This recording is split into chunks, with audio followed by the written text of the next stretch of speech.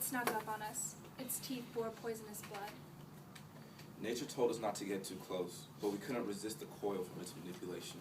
Discrimination, engraved on the inside of its belly. Simple serpent, how you toil with us so loosely. Its salivated sweat and hope radiating off our bodies were not enough to drive it away. Wrapping itself around the neck of its prey. The noose of barbed wire tearing against flesh. Squeezing every last ounce of life from his body. Necklaced around his neck, He screams. You see, color was always an issue. His name was in it, and he walked.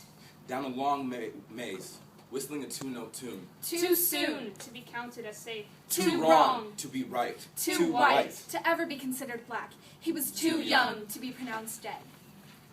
Hate-clotted ears overheard the event. Blinded eyes saw what happened. Twisted tongues spread the news. Disgusted hearts took action. Bigots judged through color. They grew to hate the snake. Its hiss. Plunged deeper into our ears. Its bite. Propelled them into a reality unwillingly. Its tongue. Twisted and turned, unspoken words shown, written underneath all that slimy talk. There were monsters under this bed, in the room. Where everything was heard, but nothing was said. There were dragons under this breath. Broken future. Broke a growing boy who knew a woman was pretty. Hated mongrelizing child noticed her.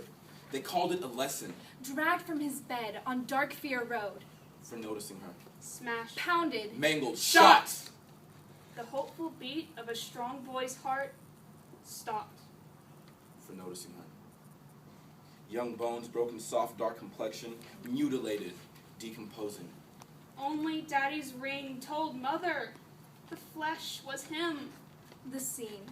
Tallahatchie stained as red as the stripes on the American flag.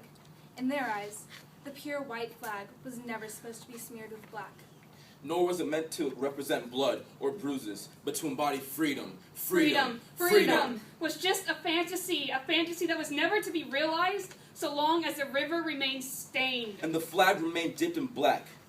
Freedom was a wish. That we all wish. Emmett and Trayvon were never meant to be attached to this fantasy, but to be liberated from it. Never meant to be the subjects of the snake, but to kill it. Never to be a symbol of things that needed to be changed, but the voices for it.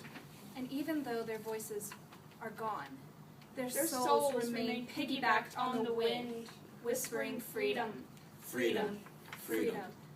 One last breath for one last wish.